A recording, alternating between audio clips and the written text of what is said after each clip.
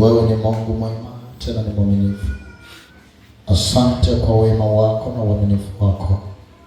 Asante kwa sababu umeachilia uponyaji ndani ya maisha yao, na amekuona na amekuja kukushukuru. Kwa sababu amekuja kukushukuru, nami ninajenga misingi ya uzima kwake na nyumba yake sasa, katika jina la Yesu Kristo, mwana Mungu aliye hai. Bwana, kwa sababu amekushukuru, uzima ukaingie ndani yake, katika jina la Mungu Baba, Mwana na Roho Mtakatifu. Baba, ninakushukuru kwa sababu ya mtumishi wako ambaye Mungu amekuja tena kwenye madhabahu yako, kwa yale ambayo ulimtendea na ulimvusha, naye amekuja na baraka ya mtoto huyu.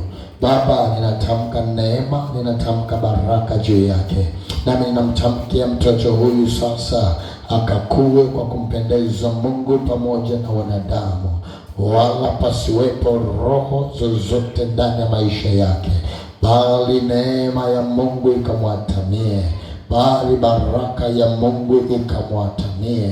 Ni Baba, kwa sababu amekushukuru, nami natamka kumfanyia lingine tena kwa ajili ya neema yako. Ninabariki watu hawa katika jina la Yesu, amen.